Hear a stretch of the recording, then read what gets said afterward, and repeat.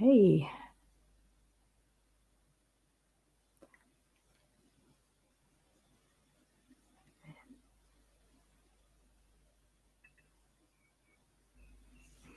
Hello, everyone, and welcome to the Energized Empowered Professional Women Summit. So excited to see you all here, and as part of our in Australia, it's the evening session here, but I'm sure it's during the day for Europe. And I'm so excited to have Sally Clarke here today to join us in our chat and to help. And to help you move from burnout to thriving again. So we are so excited to be here live on YouTube and LinkedIn and also Facebook. So feel free to pop in your comments, just give us some love. If you're on LinkedIn, on YouTube, and with Facebook, you will need to allow StreamYard to access your name if you would like us to see and interact with your comments. It's just the way it is. So the details on how are posted in the comments by my assistant. So again, welcome. So welcome to the Energized Empowered Professional Women Summit. And over the next 5 days, we're our dedicated group of women from all over the world who are here to help you leave behind exhaustion, frustration, and burnout to confidently take back your life with renewed energy and vitality. And so I introduce to you Sally, who will add to stream. Hi, Sally. How are you going? I'm wonderful. It's so good to be here. Thank you for having me. Yes, so overwhelmed with your generosity and your time with us here. And with this summit, how we're going to help you do all this is we're going to have these real and raw conversations on how to identify, communicate, heal, and prevent burnout. And we have amazing bonuses from all these amazing people that have joined us, amazing women. And now let's start our summit with our first day, and we'll warmly Sally, as we said. And I'm so excited about this interview because we started on shame, and then we talked about boundaries, and Sally will speak to us on the subject of self-compassion. And I came across Sally's work when I was looking up self-compassion, and her interview on the Friday Burnout podcast just hit me so hard. And I would love for her to have her views and her wisdom on that. So, so excited to have you here. Thank you for joining us. So awesome to be here. And yeah, self-compassion is a topic I feel like I could talk about all day and all night. It's so core to us being able to live empowered and authentic and energized lives as women, as professional women, as leaders, really for everyone. So I'm delighted to be here to share a little bit with you. Oh, thank you. And I would love to, to introduce Sally as an author. She's an author, a researcher, speaker, and a burnout expert. She's a co-director at Human Leaders and the co-author of the annual the State of the Workplace Burnout report, which I read, and there was some incredible data in there, Sally, that I would love to chat to you about if we have some time, and to put a light on how increasingly important it is now, being a leader in our lives and in the workplace, to do so with authenticity, compassion, and spirit, which is all what Sally is about. And she's exciting. She's also the author of 2 books on burnout: Protect Your Spark, How to Prevent Burnout and Live Authentically, and Relight Your Spark, How to Heal and Evolve After Burnout. And these are all available on the website with the links to Amazon. So go to the links and to the website for this summit. And yes, so Sally, let's begin by asking you to. I would love to hear your story and how you personally started to help people in burnout. Yeah, thanks, Vanessa. It's a little bit of a long story. I'll try to keep it as short as possible. I was a finance lawyer working at one of the top firms in Europe. I'd sort of rolled into the job. I'd studied law, of course, but I hadn't really necessarily wanted to become sort of a high-powered lawyer, but this opportunity came up and I felt like I had to take it. This is a role that Oxford and Cambridge graduates vie for, and it sort of landed in my lap. So I took it, and very quickly I was working very long hours. I was feeling quite unsupported by the organization. I felt adrift quite a lot of intense work pressures, and not a lot of guidance in how to meet those demands. Before I knew it, I was struggling to sleep. I was drinking a lot of coffee, starting to experience headaches, rashes, losing weight, and really disconnecting from some of my most important relationships. And at the same time, I really ignored a lot of those symptoms, those signals. I was in quite a deep state of denial because I really didn't want to have to address what was going on, which was a fairly, almost kind of an existential question that was coming up in me. So finally, it was early 2010, and my brother was doing a PhD in France. A postdoc in France. So I was flying down to meet him for the weekend. And when I walked into the arrivals hall at Nantes airport, I laid eyes on my brother and I collapsed to the ground, and I started crying and I couldn't stop. And I feel like it was laying eyes on my closest relative on the planet sort of revealed to me the magnitude of what was happening with me. I couldn't deny it any longer. My body collapsed as its ultimate sort of white flag of surrender, of please do something. And, I avoided the word burnout for years after that, Vanessa. I used to say, I came close to a burnout, but I didn't quite burn out. And eventually I became quite curious in myself about why I had been through this, what had caused it, and also why I had felt that reticence to use the term. And it's definitely connected with what you mentioned, shame. There's a lot of shame around burnout. We still perceive it as a failure or some kind of weakness on our part. I haven't worked hard enough. I haven't tried hard enough. If only I had done more. And that is, through my research, through writing my books, it's really become clear to me that that's a fundamental error, a fundamental misconception we have about burnout. It is not the fault of the individual.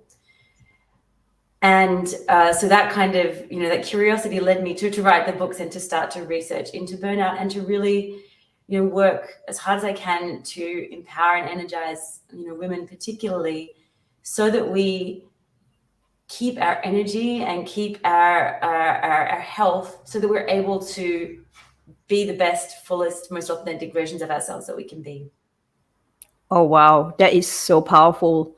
And to bring in the shame that is part of it that causes burnout, and the shame of even speaking about it, even to say it, to communicate that, even to ourselves, that we're in denial with it, is pretty powerful. And and as I said, a friend of mine, she just feels shame because she can't go out to work in her full capacity anymore because and then she feels like she's a burden on her family, and that shame goes into this complete cycle of judgment, and then all that energy is going into that judgment, and it's just this, as we call, hamster wheel, or this tunnel of I can't see where I'm going. Yep.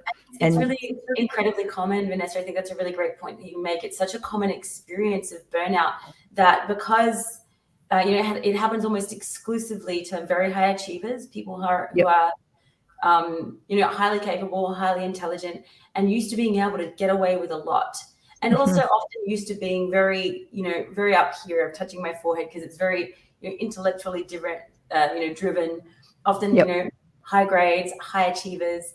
And so we think we can sort of outsmart burnout.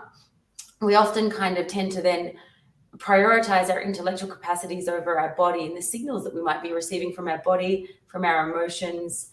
And it often is then intertwined with this kind of harsher, critical voice, a voice which lacks self-compassion, which comes in and just says, just meet this deadline, just make it through to the next holiday, just keep going. And because burnout impacts us so deeply at a physiological level, at a neurological level, eventually that will wear down our systems to the point where recovery can take a long time. Yep. I get it. And being the type A personalities of, yeah, I can, I can work through this. And then there's again another level where there's an expectation of I should be able to get over this quick enough. And then there's a judgment all around that again. And not really connecting with that. It will take some time because we've spent decades in this particular state. And it's really hard to fix. Not that we need to fix, but be able to go back to sort of neutral. Overnight, it just doesn't happen that way. There's so many other different things that's happening in the system that we need to fix. So I really, acknowledge that, and that also happened to me. It took me a few years to get to a point where I was able to really connect with myself again and not feel that full shame that was occurred with it. And isn't it understandable then that for so many of us, when we're cusping on burnout or maybe on the path to it, experiencing a lot of chronic stress, which is the cause of burnout, that we think, I can't spare a few years to recover from this. I can't even spare a few minutes right now. So we charge on. Yep. And I guess my work is really trying to empower women to make a couple of small steps in their lives right now, so that we change that trajectory from directly into an intense burnout, which will take years to recover from fully, to heal from, to make some changes now so that we can actually look after our health and empower ourselves to retain the sense of energy and empowerment, which is, I love the name of this summit, to be able to track out of burnout and to track towards health, compassion, and fulfilling an authentic life. Yep. And that's so beautiful. And so we've talked about this drive to just that one more thing, just that one more thing in our lives that to achieve. So what essentially causes, like, we're in this complete state of stress at the moment, all the time. And so in the end, what part of that then causes the burnout? Is it because we're overworking all our systems, and all our organs and all our chemistry in our body? And yeah, it's a great question, Vanessa. It's one that I think got me really curious, because the World Health Organization defined burnout for the first time in 2019, and they identified chronic workplace stress as the cause that leads to burnout, which immediately made me ask, what causes chronic workplace stress? And my research identified sort of three aspects, and they're all what I call a toxic culture. This occurs at three levels. So we have organizational cultures, which can be, there's a lot of research that shows the sort of 6 areas in which organizational cultures can be toxic or unhealthy to a level that creates chronic workplace stress. Now, a classic example of that is, of course, overwork, overload, too much to do in too little time. It can also be bullying. It can be poor leadership. It can be a lack of support or resources to do the work that we need to do. So there's these organizational factors, and I think the economy and the kind of, this society in which we live really kind of, really underline that and really make that almost the norm. We just take that for granted, that we're going to be. I remember even at my interview to become a lawyer, they said, this is a 40-hour-a-week contract, but you will be expected to work many more hours without compensation. And at the time, I just thought, look at that business card. Look at the prestige associated with this role. I have to do this. I'll sign. Where do we go? So I think there's that organizational aspect, but burnout can also happen to people who are students and also entrepreneurs. So it's not limited to the organizational realm. This culture also pervades our society. The way that we think and talk about work, the beliefs that we hold about work as being so central to our identity. For example, the number of times we'll maybe miss a gathering because we're at work or we have a work obligation. And this is so normalized that we prioritize work above family and social commitments. And, it really there's been a very significant shift in a lot of societies in the last 50 or 60 years, from more of a focus on community-based activities, perhaps religious activities, family, to, and this has been very well documented, particularly in Western culture, this shift towards work as this venerated be-all and end-all of our entire identity. So this is very pervasive. There's a lot of, work hard, play hard, hustle culture. There's a lot of evidence to show that this is very much a norm in our society. And then the third component, which is the internalized culture. So as individuals, we're not born thinking, I have to be CEO, I need to make the corner office, I'm only going to be successful when I make $1 million a year. However, because it's so pervasive around us, we receive a lot of messaging about how important work is. We can take on a lot of these messages, and we can start to feel that our value is contingent on what we do for work and how we perform at work.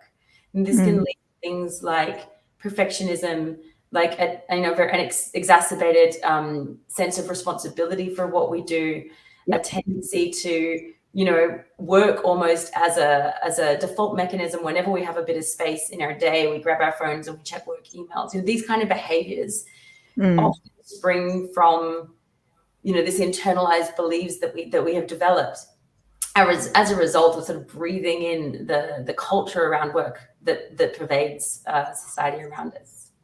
Wow. And these are sort of the things that you address in the State of Burnout 2023 report that you've put out. Yeah. And to all our viewers here, I put a link to this State of Burnout report. And again, it's on the website under bonus resources books, and so are Sally's books as well. So just for everyone to have a look at, it's a really, really interesting and amazing body of work, to be honest. So thank you for putting that together and making that resource available for us. Absolutely. So what role then does self-compassion play in burnout prevention? Oof, what a great question. I mean, I think for me, I see it as the foundation. So in my first book, Protect Your Spark, I identify sort of 3 components that go towards those of us who aren't quite in burnout, who still have that little bit of energy, that little bit of spark within us to be able to take some preventative measures. Self-compassion in the context of burnout means believing at a very fundamental level that you have intrinsic worth, that you are enough just as you are, that your value is not contingent on how much work you do, what you produce, what your CV looks like, what your LinkedIn profile says. It really is that feeling of I am enough just as I am.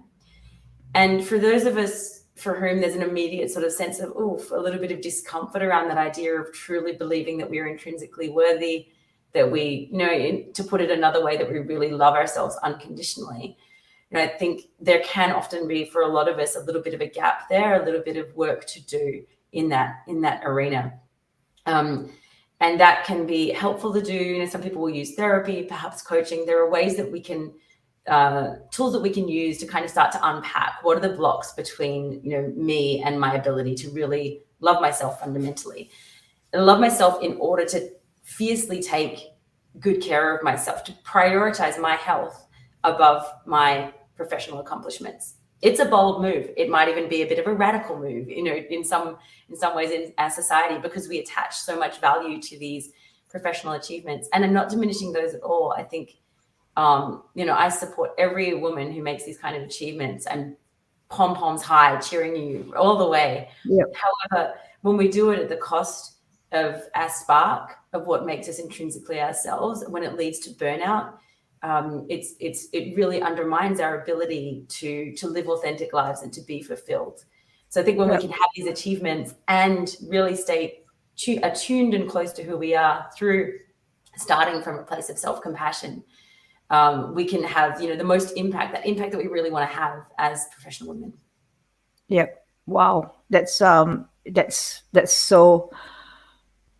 I can relate to all of that, because this is how I was as a scientist as well. And I had I had a lot of self-judgment and worth around being that scientist. And it took me 5 years in order to sort of have that have the question to bring up, is this really aligned with my values anymore? And am I putting all my self-worth around being a scientist rather than the self-worth of am I Vanessa Mollard? Yes. And then there's the harsh judgment of the thing in the ear. From where it comes from, we leave that behind, but we just see what our patterns are and just go, no, it's okay. It's okay to have that.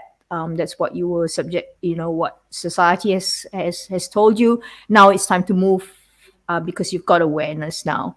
I love that you use that word, Vanessa, awareness, because I think so. I really believe self-compassion is the foundation.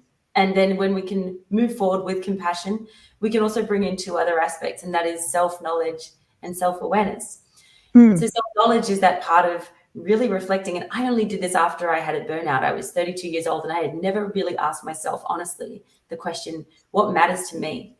What are my values? And how do I want my life to look? How do I want my life to feel?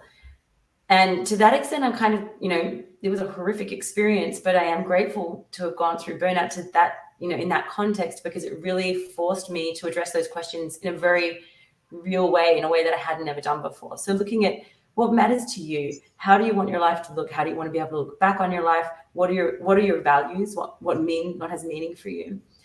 And then the self-awareness component, which is really about having healthy daily habits that we build into our lives to really facilitate our capacity to be attuned to our emotions, to the signals from our body, to being able to see when we are actually starting to drift away from what is our authenticity, what really does matter to us, what our values are.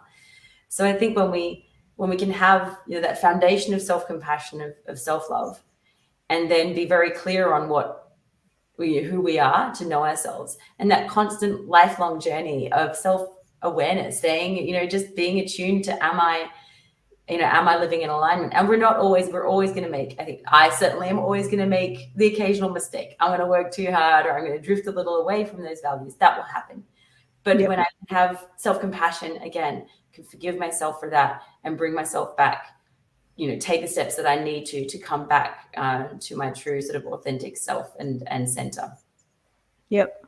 And that leads us to the next question, which I'm really interested in, is like, so we talked about all the whole self-compassion and self-awareness. So what are the little things that we can do as individuals to prevent burnout, basically, and working with self-compassion? What's the few things we could do?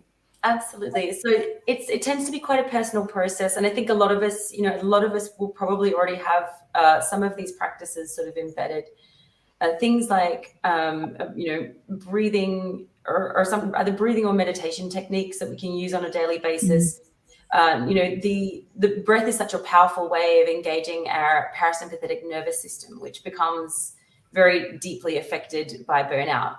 So that actually helps us to come to a state of calm, and to really kind of remind our body that we need to be engaging that parasympathetic nervous system, that sort of relaxed, that restorative power that we have, that our bodies have on a daily basis, to balance out the impact of stress, which sends us into fight, flight, or freeze. So using breath and meditation as techniques, for some people, meditation can feel too confronting, and I fully appreciate that. Then it might be more helpful to go for a walk, ideally leaving your device behind and just going for a walk, seeing if you can connect with nature in some way, whether it's the park, whether it's the tree outside your house. You're finding a way to connect with that nature and with sunshine. Another a component of it is to what I call to nourish. So making sure that not only what we eat and drink is more or less healthy, but also the people around us and the information we consume is nourishing us and not diminishing our sense of energy and empowerment. So being really mindful about things like social media or even regular news media, to make sure that we're really nourishing ourselves and our minds with what we consume. And another component is to make sure that we have a strong social network around us. And that doesn't just mean number of followers on Instagram or number of friends on Facebook. That means having people that we can have honest conversations with about what's going on for us at any given time. So that when we are struggling, there is someone people we can be talking with about that, because this is such a normal part of life. And I think we, again, sort of part of this successful professional woman identity is that we're impervious to stress, that somehow we just make it all happen and we do it with ease. But we all have challenges in life, all manner of different things will come on our path. So being able to talk with a support community around us is a really important component of that. Talk, cry, laugh, experience the emotions, share the ups and downs. That's a really important component of that kind of day-to-day practice as well. And I elaborate on this much further in my books, but those are just a few sort of things I think we can take away right now. Okay, great. No, thanks for sharing them. And I really connect with the, I had experienced those emotions. Like we tend to quash them because we think we have to be strong or some new normal thing to do. I don't know. Anyway. Yeah, totally. Yeah. And I think it's, I recently went through a breakup, and I struggled to really allow myself to I felt ashamed of the grief that I was feeling, because it was a reasonably short relationship. And so even that, to this day, it's something where I have to be remind myself with full self-compassion. This is a legitimate feeling. You're in, sadness is legitimate. Feel it, process it. I called my sister, do what I need to look after myself with compassion. So it really is, so central to how we can look after ourselves. And again, it can seem counterintuitive to turn towards emotion when we want to avoid burnout. We have this sense that we just need to harden up and be tougher. Burnout requires us, or burnout prevention requires us, to be a more vulnerable version of ourselves. Yep. Wow. And that takes a big step and a lot of self-compassion. Absolutely.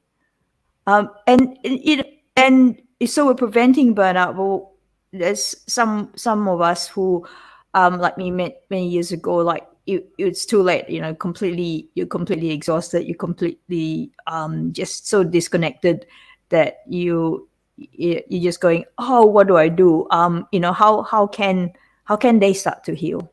How can we start to heal? Yeah, I think the starting point is to acknowledge what is, to acknowledge and accept, not to say that we like it, but to simply acknowledge what is. And that is, for me, that was, I am completely exhausted. I have lost total connection with myself. I've lost sight of who I am.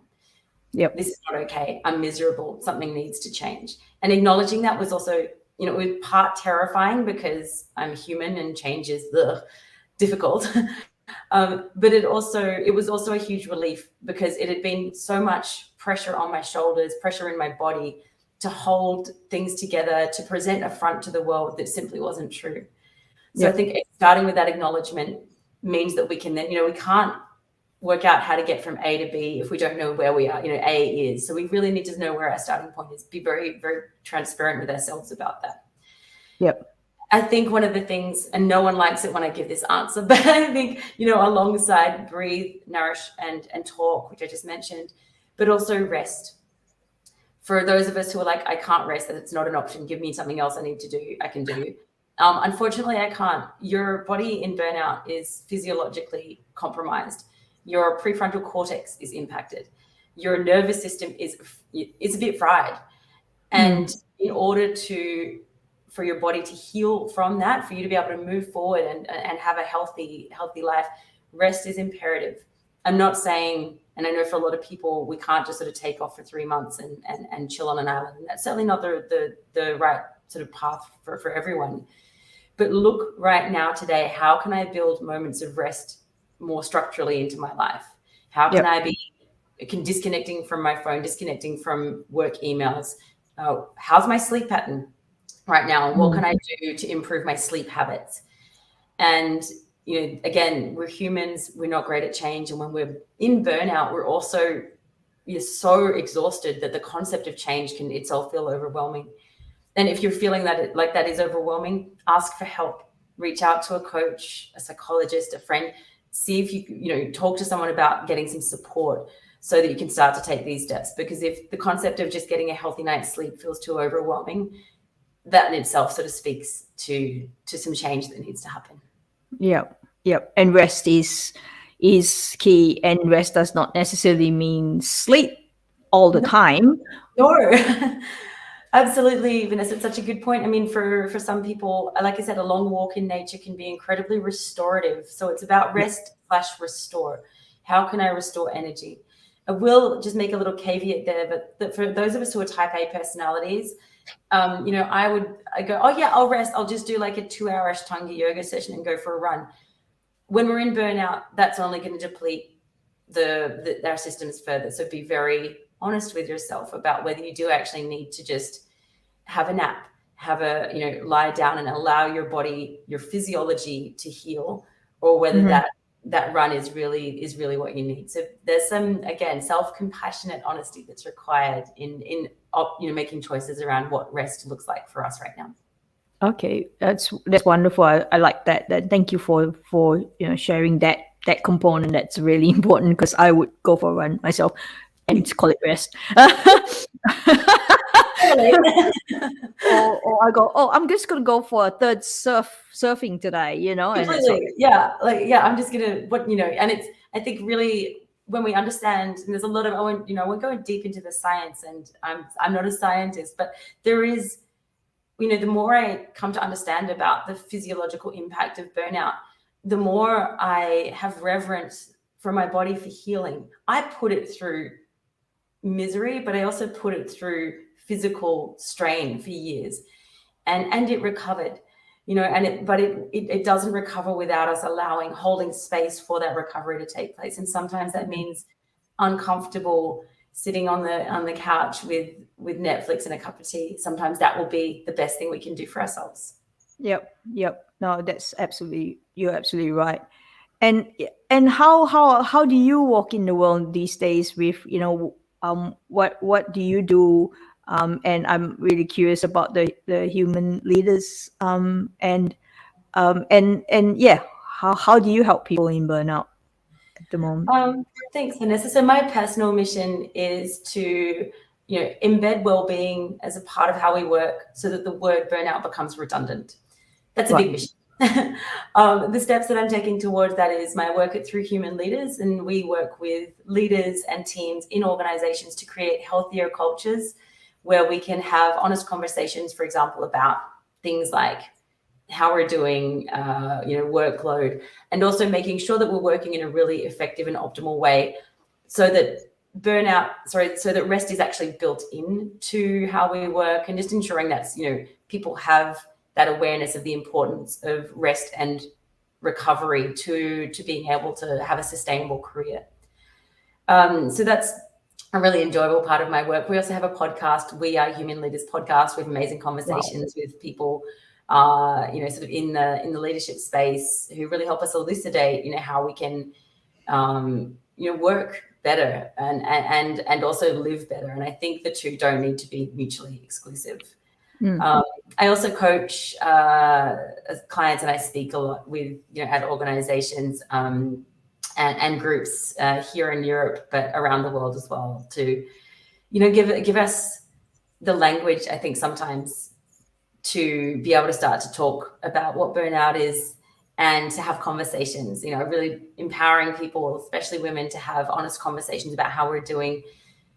And Vanessa, I call myself a realistic optimist. So there is always a part of me that's like, this is not just about complaining about how difficult things are. It is about acknowledging that. Yes. But it's also about moving forward in a way that is empowered, this is how things are, but things can be different. What steps can I take to look after myself, so that I am capable of living that beautiful and authentic life that we all deserve? Wow, that's so cool. And I can see that in your body, like you did that glow when you talk about it, and that comes so much from the heart. And I've put the websites here for Sally. Here, it is kind of like all linked together. But anyway,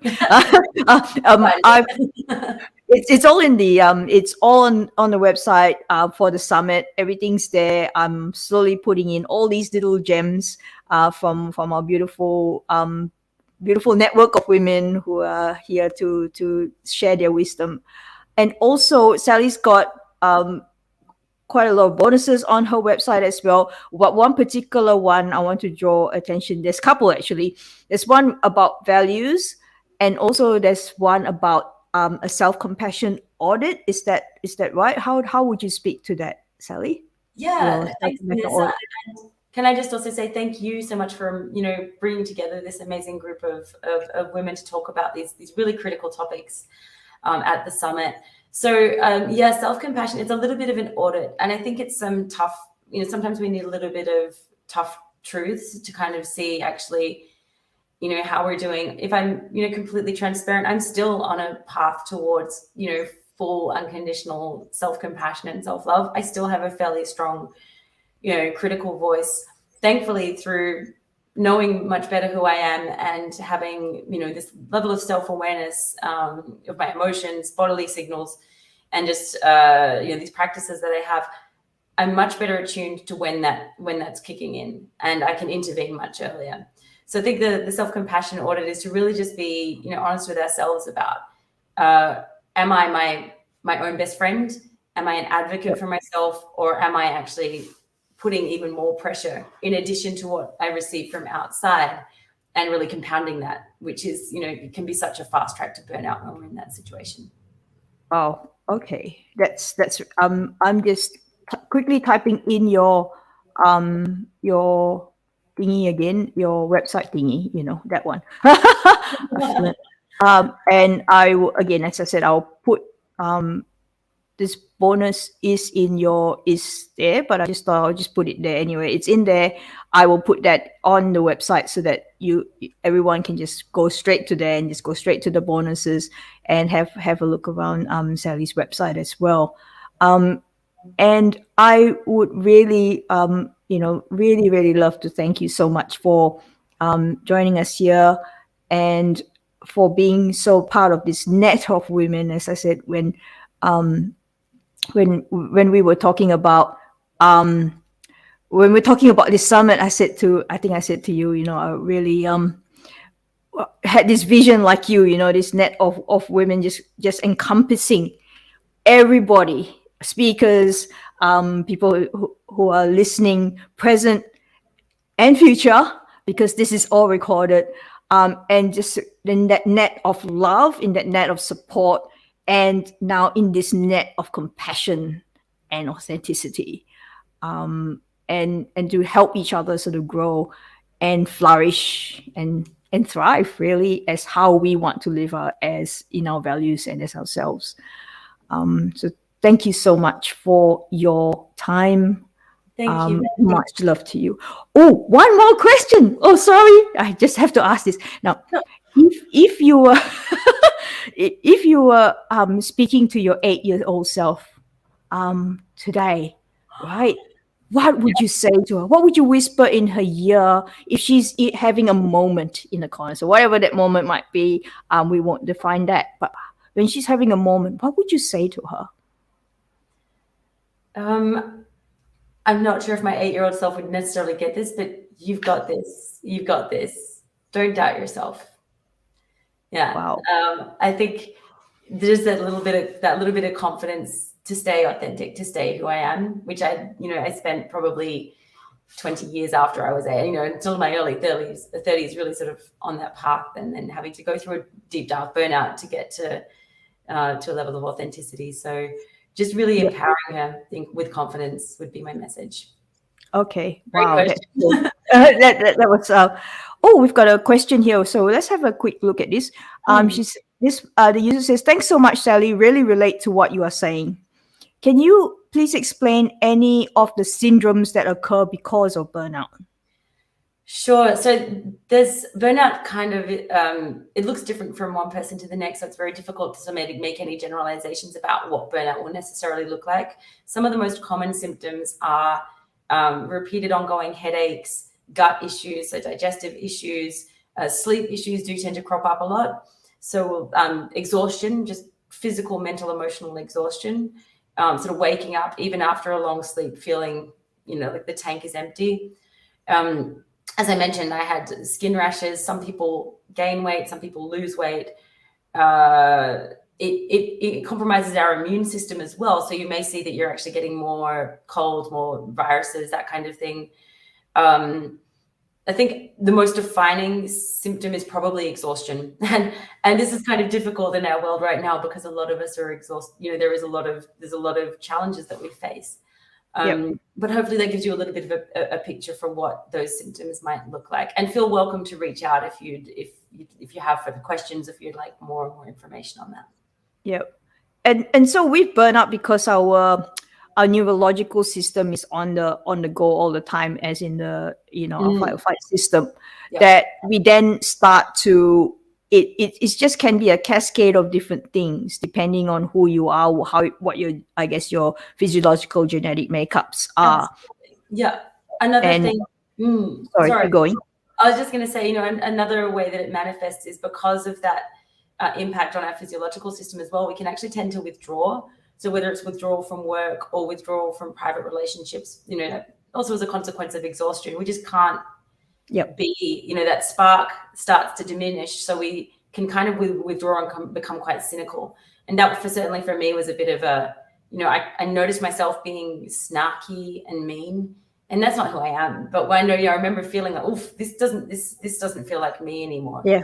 Because it's uncomfortable. But because I was so exhausted, I couldn't actually address that honestly. It just kept going. So yeah, I think there's many different sort of ways that burnout can manifest. And as you noted, the neurological impact is enormous. So it's going to, depending on our own physiology, it'll manifest in different ways. But and if you're feeling like you have some of those symptoms, I would say reach out and seek help. We cannot recover from burnout alone. Yeah.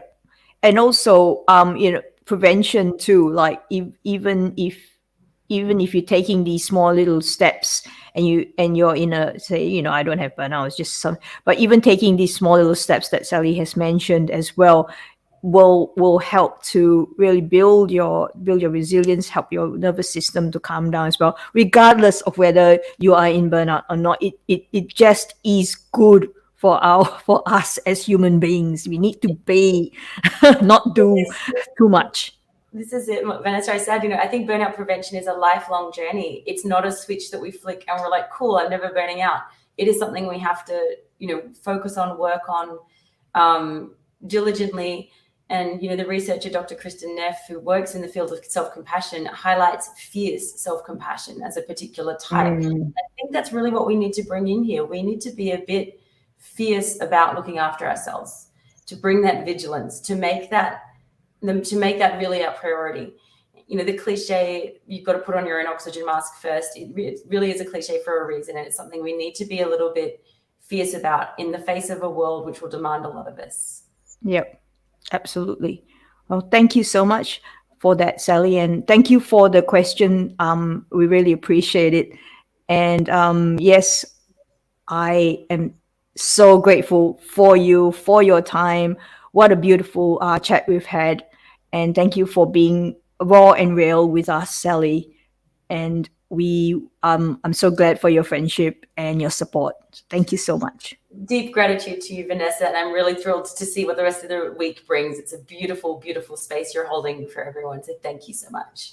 All right. Thanks, guys. See ya. Thank you very much. And please share this video with anyone you think this would really resonate with, because we need to get this word out there to everyone. Thank you.